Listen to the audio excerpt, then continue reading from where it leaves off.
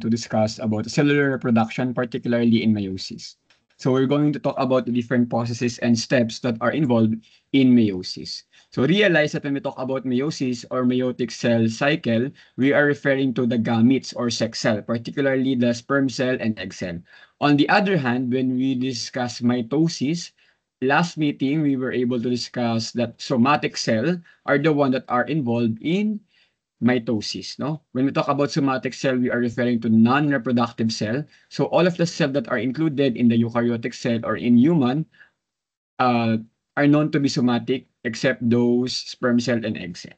So realize that all of these types of cell reproduction involve chromosome because at the end of the cycle in mitosis, we have to produce two identical daughter cells that have chromosomes. And similar with the meiosis, at the meiosis, we have to produce four identical daughter cells. So realize that the genes are one of the things that is inherited from one generation to the another. In a life cycle, it is a generation to generation sequence of stages in the reproductive history of an organism. You have to realize that your genetics or genes is passed down from your uh, both parents, may it be mother and father. So genes are the units of heredity and are made up of segments of DNA.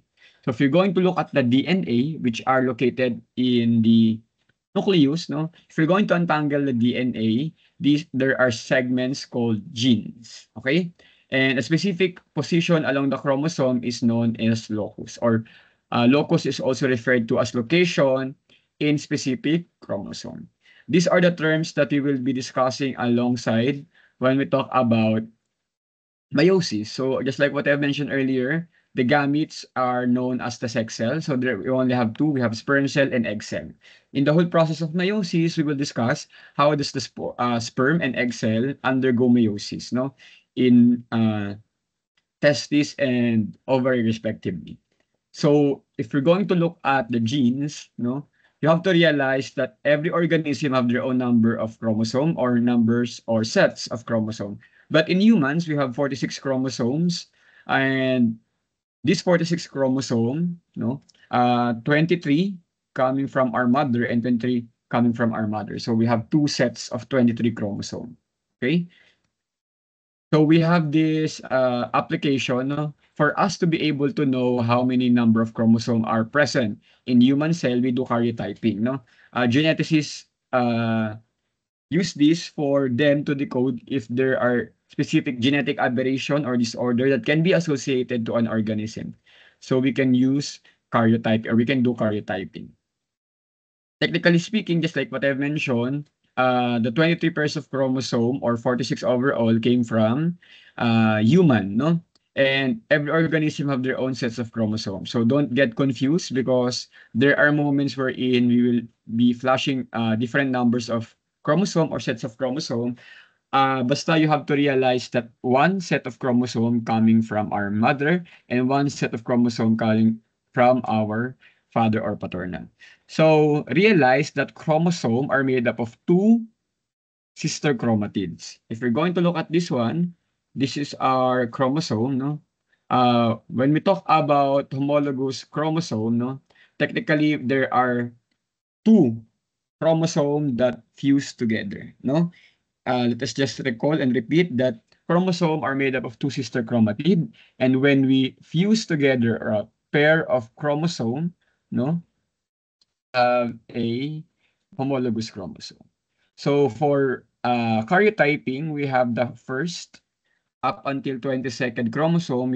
We refer to it as autosomes, no? So from first to 22nd, all of the characteristic of a human being is associated to it, and the 23rd pair of chromosome in human is what we call or refer to as sex chromosome. This determines the sex of an individual, may it be X or Y. For male, we have XY. For female, we have XX. So don't get confused. The 23rd chromosome are known as the sex chromosome, and this determines the sex or biological sex of the organism, or in our example, human. So if you can see an XX, automatic female ito. Pag XY naman, this is a male organism. And let us just recall that autosome are the first up until 22nd chromosome or pair of chromosomes in the human. Looking at our example, we have different terms also that we will be encounter or tackling in the session of meiosis. So we have the term diploid. When we talk about diploid, there are mathematical expression also known as 2n. Where does the 2n comes from? So realize that when an egg is fertilized, also known as zygote, no, the sperm cell and egg cell meets and then we produce a diploid cell. Where does the 2n comes from? So realize that 1n that came from our paternal chromosome and another n came from our maternal chromosome. So 1n plus 1l is equals to 2n. Okay? So technically, we have the fertilized egg or zygote that represents diploid cell. What happens after the cell has been fertilized? So it will undergo mitosis, meaning it will undergo cell division and it will manifest growth and development. So when the egg cell is fertilized at the fallopian tube, it will now be implanted at the uterus of the female and mitosis happens. No? Those are the basic principles that I want you to learn in our example. But realize also that if we're going to look at the blue one, that signifies the paternal chromosome, and the red one signifies the maternal chromosome. There are many sets, just like what I mentioned, there are lots of numbers of chromosome that can be associated to different organisms. In our example, we use humans. So technically, if we do mathematics, this can be expressed as 2n is equals to 46. So overall, there are 46 sets of chromosome. And if we're going to ask ourselves how many chromosome came from our mother, so 2n is equals to 46, we have to divide both sides to 2. So n is equals to 23. Technically, 23 chromosome from our mother, 23 chromosome from our mother. All of our characteristics, may it be physical, mental, and other psychological effects or characteristic can be associated to our chromosomes, no? So those are the things that we need to look into, no? Hindi lang ito physical palagi. In a cell in which DNA is synthesized, each chromosome is known to be replicated, particularly in the interphase S phase on the cell cycle. Di ba nagkakaroon ng duplication in that phase? So doon nagkakaroon ng meiosis. To give you another thing, no? Di pa natin nabanggit yung term na diploid. The term diploid means meron tayong 2n. So, pag sinasabing diploid cell, we are referring to mitosis. Okay? Ito yung nag-undergo ng mitosis, 2n. Pag meiosis naman ang pinag-uusapan or sex cell, no? We are referring to it as n or haploid. Bakit po haploid? Realize that the chromosome are expressed in n or haploid kasi nga, one must come from our maternal, one must come from our paternal. So again, pag nagsama yung dalawang n, we have 2n, no? So those are for somatic cell. But for meiosis, gametogenesis or formation of gametes, we have haploid, no? Or n. And the formation of sperm cell is also known as spermatogenesis, no? And egg cell formation is also known as oogenesis. Okay? For each, for human, the haploid number is n is equals to 23. So how can we compute that? I have mentioned earlier na you have to divide 2n equals to 46 to 2, so you will get n is equals to 23. Each sets of 23 consists of 22 autosomes and 1 single chromosome. So the 23rd pair is known to be a sex chromosome. In our example, no, we have 2n is equals to 6. So for us to know the total number of chromosome for paternal and maternal, you just need to divide both sides to 2. Therefore, we have n is equals to 3. In an unfertilized egg or ovum, the sex chromosome is X. In a sperm cell, the sex chromosome may be either X or Y. So technically speaking, it is the sperm cell that determine the sex of specific human, no? For example, the sperm cell has penetrated the egg cell, no? The Y chromosome from the sperm cell are the one that will dictate if the species will be or organism will be male or female. Okay? Kasi nga ang female XX, ang male naman ay XY. So, just like what I have mentioned earlier, when zygote are formed in the uterus, in the fallopian tube rather, and implanted to the uterus, no, the zygote will now undergo mitosis, no, or it will now develop, no, into fetus hanggang maging human, and then the cycle continues. In our example in here, we use the term haploid and diploid, no? And let us start in meiosis. So technically, when sperm cell and egg cell produce in the process called spermatogenesis and oogenesis, we have haploid cell, no, or N. When these two type of cell meet at the fallopian tube, fertilization happens or zygote are being formed, and now we can easily say that these two N fuse, therefore we now have a diploid or literally 2N na siya, okay? These zygote are implanted or is implanted to the uterus and will undergo mitosis. Growth and development will commence, and we have here another set of male and female, and then the cycle continues. For an overview of the stages of meiosis, you have to realize that in interphase, all similar thing happens, no, just like in mitosis, no. In S phase of the interphase, the sister chromatids are duplicated, no, because at the end of the meiosis, it needs to be distributed to the 4 daughter cell. In meiosis 1, realize that homologous chromosome are separated and haploid cell with duplicated chromosome. So in meiosis 2, what can we observe? There are 2 daughter cell that has been produced. Later on, we will examine they are what we call identical or non-identical. But generally speaking, meiosis byproduct is 4 non-identical chromosome. This can be associated on the process of prophase 1 crossing over. The sister chromatid cohesion can be seen in this part wherein the sister chromatid are associated with each other or attached with each other. So technically speaking, in meiosis, there are 2 steps. We have meiosis 1 and meiosis 2. No, almost similar lang din ang process yan sa mitosis. We have PMAT, prophase, metaphase, anaphase, telophase, and cytokinesis. The next stage of meiosis 1 is meiosis 2, wherein we have prophase 2, metaphase 2, anaphase 2, and telophase 2. So now let us examine the different stages that are involved in meiosis 1. In meiosis 1, prophase 1, this is the most crucial thing that I want you to learn when we talk about meiosis. All of the things that happens in metaphase 1, anaphase 1, telophase 1, TMAT2 are almost similar with mitosis, but the only distinct difference of meiosis 1 is the prophase 1. So these are the things that happens in prophase 1. First thing, I want you to look at the picture and try to examine what happened in this part. So in prophase 1, technically speaking, the nuclear envelope disintegrate or disappear. That is one thing that I want you to learn.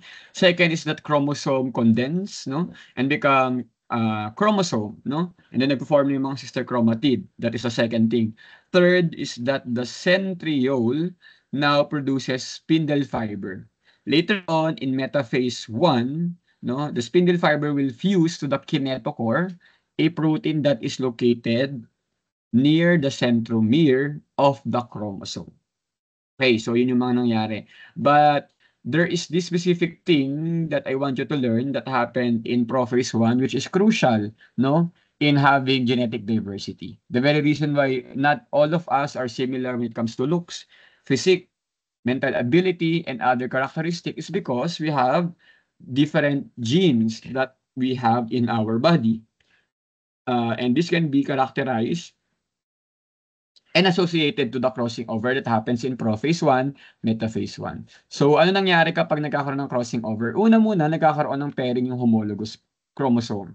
So, how does that happen? When one chromosome, if we're going to look at this one, yung color violet, the paternal chromosome, and the blue one, the maternal chromosome, when they are linked together, we refer to it as homologous chromosome.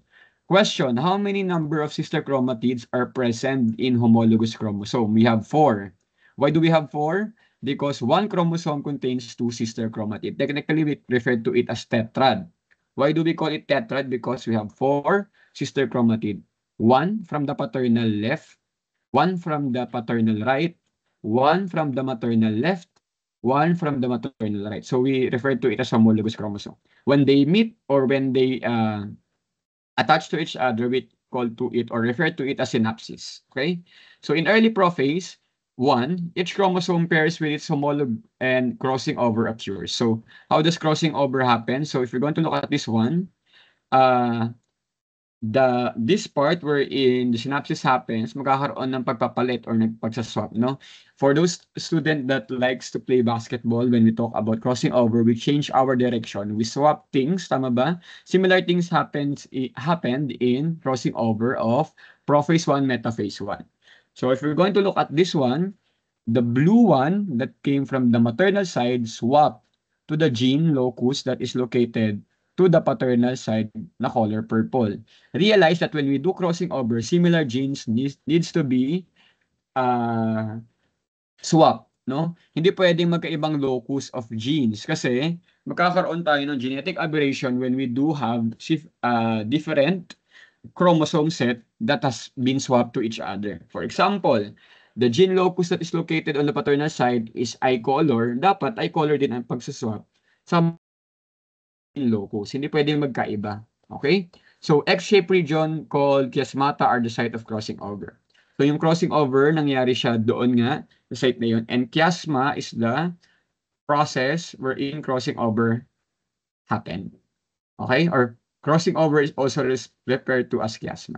So at the end of chiasma or crossing over, we now form a recombinant DNA, wherein these two DNA have their own set of chromosome because, as you can see, we now have swapped the different gene locus with similar characteristic from the paternal and maternal side. Okay, so yun lang yung different thing that happens in prophase 1 meiosis 1. Let us recall what happens in prophase 1 meiosis 1. In meiosis 1 prophase 1, nuclear envelope started to disintegrate. The purple one in here is the nuclear envelope or nuclear membrane started to disappear. Second, the chromosomes or the DNA started to condense and form chromosome and sister chromatid. That is second. Third, the centriole produces spindle fiber that are made up of protein because later on that will be used in attachment or the kinetochore, a protein that is located within the centromere of the chromosome. And then, pinakamahalaga nangyari sa prophase 1 is yung synapses, or crossing over, wherein synapses are formed and then nagkakaroon ng swapping of gene locus of similar characteristic for the paternal and maternal and recombinant DNA are now formed. To dig deep on what happens within the crossing over and synapses, after the interphase, the sister chromatids are held together by the protein called cohesin. So cohesin is a protein that fused together the sister chromatid. The non-sister chromatid are broken and precisely corresponds position. So there are different steps that you can follow for you to be able to understand how does crossing over and synapses in prophase 1 happen. So we also have this term called synaptonemal complex. So what is synaptonemal complex? It is a zipper-like structure and holds the homologue together tightly. So if you're going to look at this one, we have here the cohesin that holds the sister chromatid and realize that DNA breaks on specific gene locus wherein DNA recombinant will happen.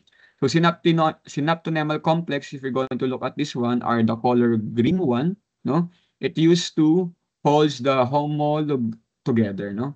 So that they cannot be or they remain in place when crossing over happen. Okay?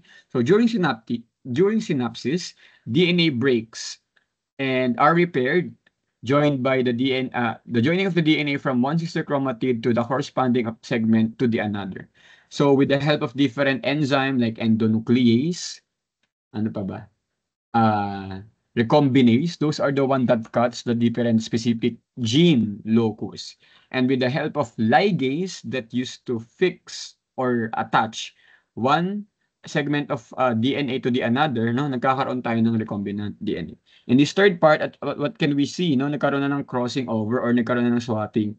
The color that we can see in here is very different from the things that we need to see, no? So that, for example, the blue one na dapat nakakabit dito sa isa, napunta sa red, and vice versa. The red one that must be associated to this chromosome, or DNA rather, ay napunta na sa blue. So nagkaroon ng crossing over.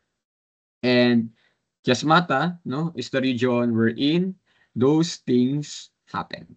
Okay? So we are done with the prophase 1, meiosis 1. The succeeding phases that are involved in meiosis are easy because these are almost similar with mitosis. Okay?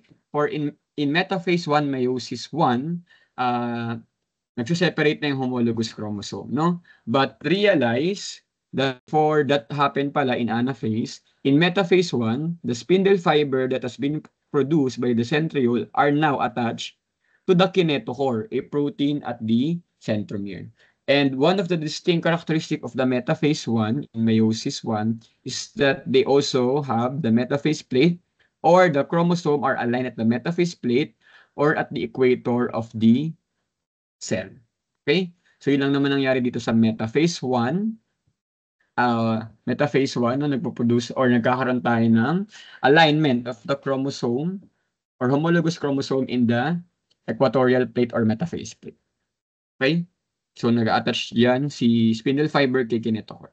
In anaphase 1, what can we observe in this picture? I want you to look at the different chromosome, no? Makikita natin different na itong chromosome na ito dito. Same with this one and another one, no? Because nagkaroon na tayo ng crossing over.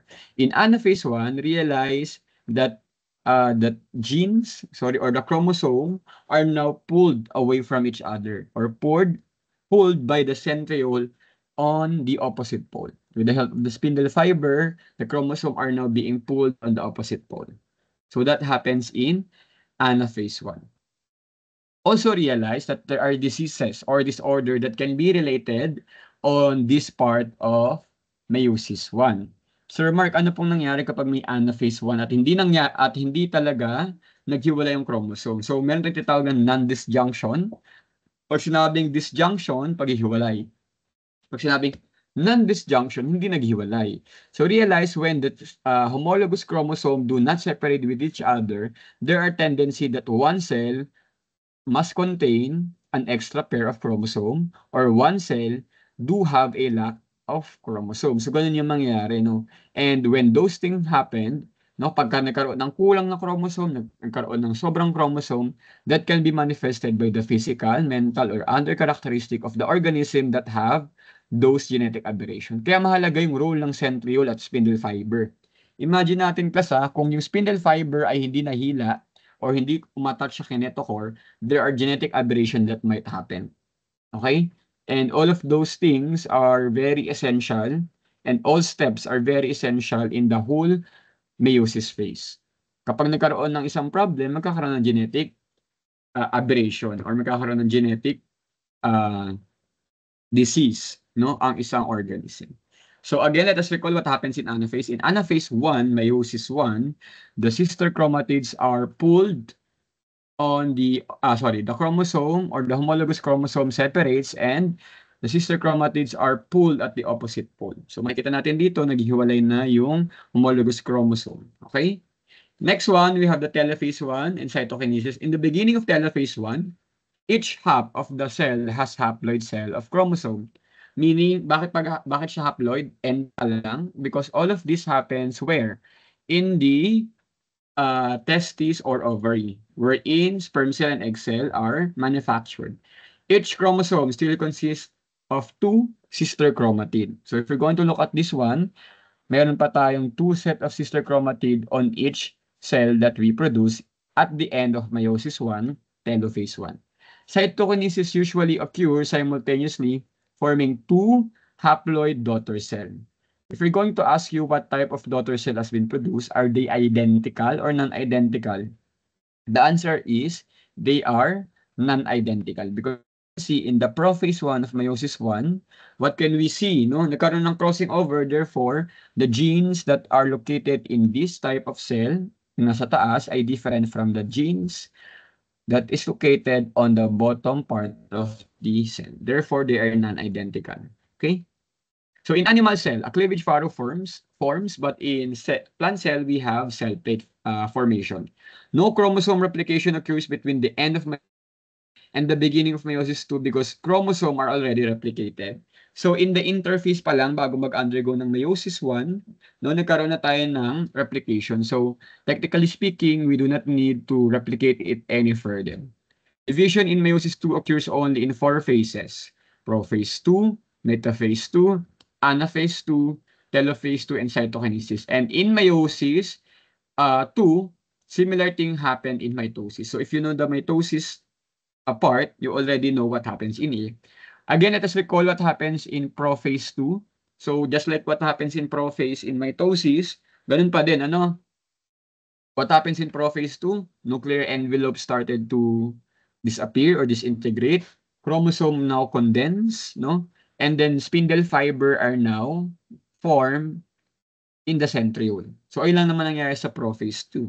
How about in metaphase II? In metaphase II, the spindle fiber are now connected to the kinetochore of the centromere in the chromosome. Okay? And another distinct characteristic that happens in metaphase II is that they are aligned at the equator of the cell, or they are aligned at the metaphase plate. Okay? So ayun yung nangyari sa metaphase II. Because of crossing over in meiosis I, the two sister chromatid of each chromosome are no longer genetically identical because they have sets or different sets of chromosome that happens in crossing over. After metaphase II, we have anaphase II. So what happens in anaphase II? The sister chromatid separates with the help of the spindle fiber again in the centriole. The sister chromatids now move at the opposite pole, and as you can see, the sister chromatid of each chromosome are move independently and individually at the pole. And as you can see, they have sets of chromosomes that are different from each other. In the telophase 2 and cytokinesis, no, there are 4 non-identical daughter cell that has been produced, no? And in telophase 2, similar lang naman din yan, no? Nagkakaroon ng formation ng cleavage furrow, bumabalik si nuclear envelope or nuclear membrane, and we have at the end of the meiosis, there are 4 daughter cells that are non-identical, each with a haploid set of unreplicated chromosome. So pag sinabing haploid plus, N pa rin ito, no? N pa din. Paano ito magiging 2N? So when an egg cell meets a sperm cell, we can now have a 2N or diploid cell. But in our stages of meiosis, all of these happens, no? N lang siya, no? From meiosis 1 to meiosis 2. So if we're going to look at this one, this is the in-depth characterization of spermatogenesis in oogenesis. So from mitotic spindle division, no, pag nangyari ito sa embryo, no, ng isang male and female for them to produce sperm and egg cell respectively, no? Spermatogonial stem cell undergo mitotic division. It produce spermatogonium, no? 2N pa rin kasi nga mitosis na nangyari. Spermatogonium will now produce primary spermatocyte. Mitotic division happens, therefore 2N pa din. When meiosis 1 ang next step, it will now become a haploid. Magiging N na lang siya. So primary spermatocyte will now produce secondary spermatocyte, and we refer to it as N. At the end of meiosis 1, secondary spermatocyte are formed, no? And at the end of meiosis 2, we have early spermatids, no? As you can see in here, we have 4 early spermatids. And these 4 early spermatids at the end of meiosis 2 will be differentiated by the cell, by the Sertoli cell that provides nutrients. So, anong nangyari? Nagkakaroon ng acrosome, no? Yung patusok na part at the head of the sperm. Nagkakaroon din ng flagellation, o nagkakaroon ng flagella at the end part of the, or at the basal part of the sperm. And then mitochondria is also essential in the sperm cell because flagella will be used for motility and movement of the sperm. Next one, in the oogenesis, almost similar thing happens, no? In primordial cell, germ cell, no, nangyari ito sa embryo pa din. Mitotic division happens. No, pag sinabing mitotic division, syempre 2N pa din yan. Oogonium will undergo again mitotic division wherein it will produce primary spermatocyte. Wherein this type of cell are present at the birth, no? And arrest or humihinto at the prophase 1 of the meiosis 1. So if you're going to differentiate spermatogenesis and oogenesis process, realize that production of sperm itself for spermatogenesis happens in puberty, but for female, the oogenesis or formation of egg cell happens from birth, no? kahit nasa embryo pa lang ang babae, meron na siyang napoproduce na oocyte. Now, when meiosis 1 happens, no, completion of meiosis 1, nagkakaroon ng babae ng formation ng secondary oocyte.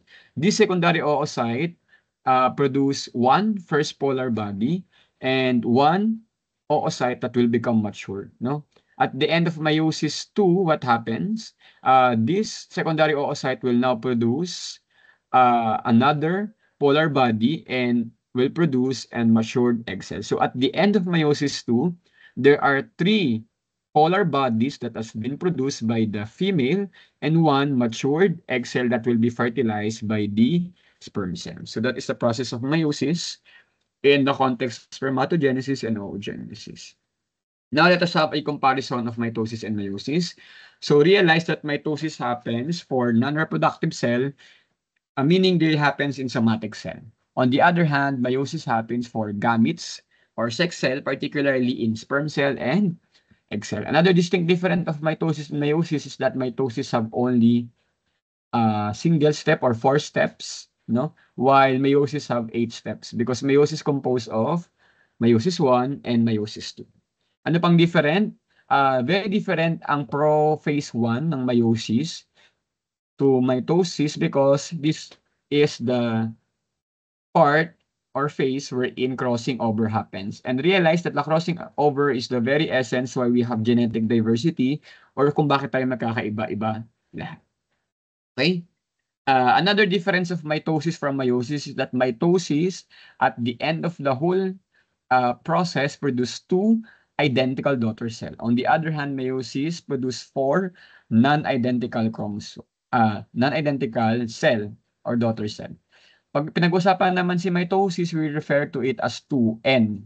Okay? Or diploid. Kapag meiosis naman, haploid lang or N. Okay? Yeah. So now let us talk about the chromosome, no? And what are the things that can happen when there are genetic aberration. Siguro we'll talk about this one, no, when we talk about genetic disorder. So technically speaking, there are varieties of things that can happen within the genes of the chromosome, no? But technically speaking, there are different examples that we can use in our slides, okay? When we talk about autosomal dominant, so technically speaking, when we talk about autosomal, these are the chromosome that can be located from the 1st to 22nd. So lahat ng chromosome na makikita sa 1st to 22nd ay autosomal. How about the term dominant? When we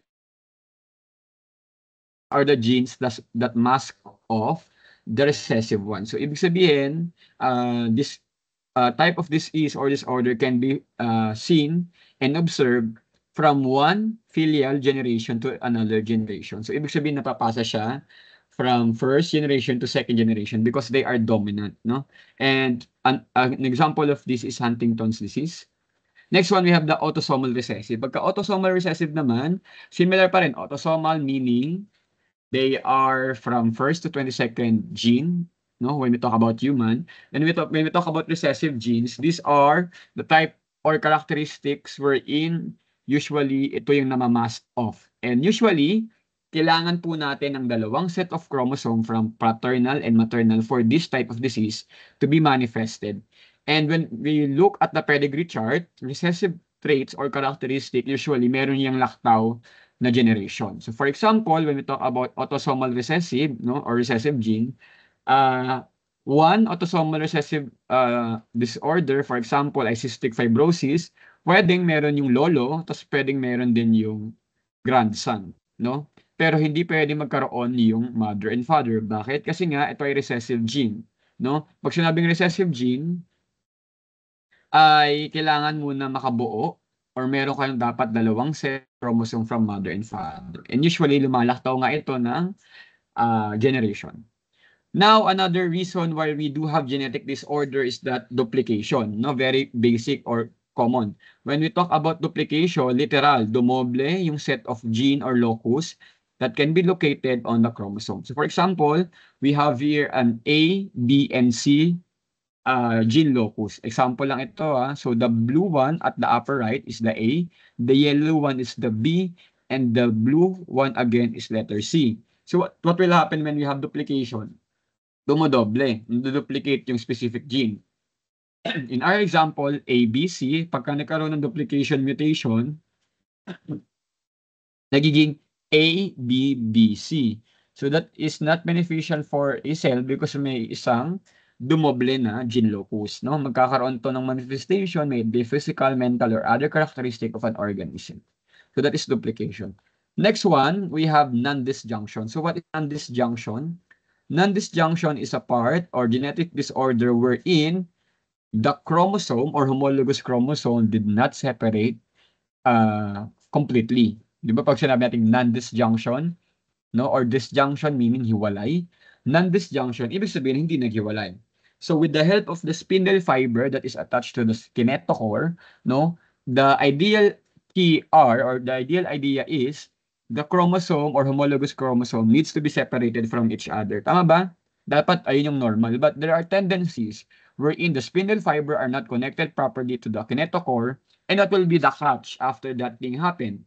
Hindi mahihila ng spindle fiber yung isang chromosome. Therefore, ano mangyari sa cell? After cell division, yung isang set ng cell, may dalawa pa ring sister chromatid. Yung isang set of cell, walang chromatid. So, ano mangyari? Magkakaroon ng genetic disorder. The common genetic disorder in non-disjunction is what we call the Down syndrome, also known as trisomy 21. Ano nangyari dito, class?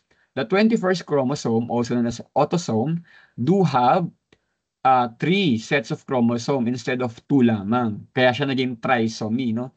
Naging 3. Sir Mark, paano naging 3 yung 21st chromosome? Kasi nga, hindi naghiwalay. Yung dapat maghiwalay in the meiosis 1 prophase. Metaphase and anaphase 1. Okay? Imbis na hilain ng sister chromatid, hilain si sister chromatid or si homologous chromosome on the opposite pole by the spindle fiber, ay hindi nangyari yon. Ano kaya yung mga factor? Una, ay maaaring hindi kumabit si spindle fiber with kinetochore. Maaaring may mga chemical, no, na nainom siguro si mother while nasa sa pinapupunan or na kung saan hindi nag-form yung mismong spindle fiber. Ibig sabihin walang protein na na-form ng spindle fiber, syempre walang hihila, no? Ganun yung mga possible reason for non-disjunction. Dito naman sa Klinefelter, anong meron? 3 din, no? XXY. So ano kayang characteristic ng taong to?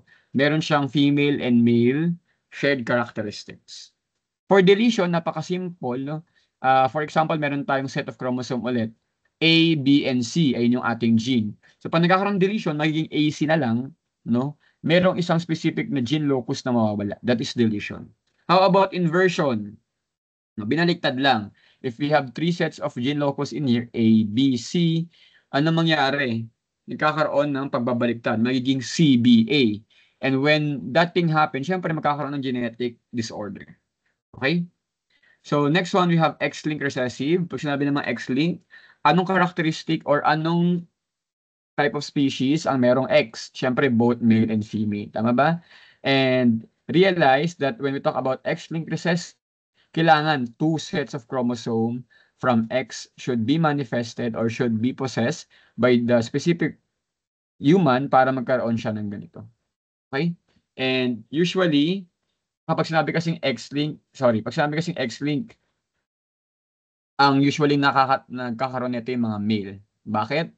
In the 23rd chromosome, isa lang kasi yung X ng lalaki. So technically, kapag meron agad si nanay, pag napasa ito kay anak na lalaki, meron na agad siya, no? Kapag ang tatay din naman merong color blindness kasi may X nga si tatay at napasa kay anak, automatic meron na si anak, no? Unlike kapag babae, no? Bakit kapag kay babae hindi siya prone kay color blindness? So kailangan dalawa muna yung matake. Kasi nga dalawa ang X chromosome ng babae, hindi ba? Isa galing kay nanay, isa galing kay tatay. So kahit merong X chromosome that has color blindness coming from the father, hindi pa magmamanifest agad ito kay anak na babae. Kasi nga, meron pa siyang isang set of chromosome because female have XX chromosome. Next one, we have the translocation. So translocation, similar lang din parang kay inversion or nag-iba yung location na kung saan dapat makita isang gene locus. In our example, yung yellow, andun pa rin sa taas. Kaya lang, yung isang set of yellow in here at the bottom goes to another sister chromatid. Ganun din sa red dito. Yung isang red, dun sa taas, which is normal, but the another set of red gene locus goes to another sister chromatid or chromosome. That is not good because magkakaroon nga ng genetic aberration. So I think that would be all, no, for the meiosis. Let us try to give an example of the different type of disorder when we talk about chromosome. Klinefelter syndrome, at trisomy din siya, no? Pang 23rd. A taller muscular body than male their age. Because as you can see in Klinefelter, meron tong XXY chromosome, an extra X chromosome. Ano? So, shared characteristic by both male and female. Broader hips and longer legs, larger breast, no? Kasi pag XX dapat babae talaga ito, no? Weaker bones, lower energy level, smaller penis and testicles because as you can see, hindi sure kung ito ba ay male and female, no? Kasi nga X, X, and Y. So, yung mga characteristic ng both male and female nagmamanifest. But technically speaking, sa paglalaki nangyari ito, no, smaller yung kanilang penis, no, and testicles. Delay in puberty and go on a partial amount or paunti-unti yung changes na nangyari.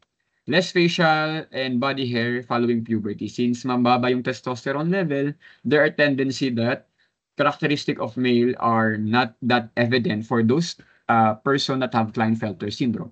Next one, we have the Turner syndrome. Meron naman tayong monosomy 23. So, ibig sabihin, instead na dalawa yung set of chromosome na meron dito sa 23rd, ay naging isa na lang, no? All chromosome of one X chromosome is absent. So, anong characteristic or physical appearance? Short stature, webbed neck, rudimentary ovaries, underdeveloped breast, and broad shield-like chest. For cridochat naman, partially monosomy. Bakit partially? Meron pa ring chromosome pero nahati, no? Bakit kaya nahati, no? Maaari nagkaroon ng deletion in the other part of the meiosis. No, kasi pag partially, ibig sabihin meron pa rin siyang kasama pero nahati yung isa niyang kasama. So loss of some part of the P arm of the chromosome 5. In the P set of autosome, anong meron tayo? We have the P arm and Q arm. P arm chromosome ay makikita sa taas, Q arm ay makikita sa baba. So P arm ay makikita natin na cut. No, bakit kaya na-cut? Kasi nagkaroon ng deletion. Okay? Individual has a shriek cry like a meowing cat. Manifestation, anatomical malformation, gastrointestinal and cardiac malfunction, often mentally retarded, philtrum is deep. Sige, balikan natin yung cridochat, kung ano example ang cridochat. Ang cridochat ay, ayan, deletion nga, no? Nagkaroon ng deletion yung other part. Next one, yung Down syndrome, epipicant fold in the corner of the eye. Makikita natin yung eyelid, no? Simian crease. Other manifestation, short height, small round heads, protruding furrow tongues, short, broad hands, physical and mental development are delayed or retarded. So ito ay trisomy 21 because another set or one chromosome na extra sa pang 21st. Edwards syndrome, manifestation, small head, no? Low set, malformed ears, abnormal small jaw, leaf or cleft palate, clenched hands, very low rate of survival due to hair and kidney abnormalities and other disorder. So, sa pang-18, nagkaroon na naman na extra, kaya nagkaganyan. Okay? How about the Patau syndrome? Trisomy din ito. No? Manifestation can be cleft palate or polydactyl. Pag sinabing polydactyl, madaming digits. No? Instead na 5, nagkakaroon ng sobra. Low set of ears, abnormal genitalia, overlapping of finger over thumb, cutis aplasia or missing portion of the skin of the hair, heart and kidney defects. So that would be all for the meiosis, and I hope you were able to understand the different processes that are involved in meiosis. Thank you. And that would be all.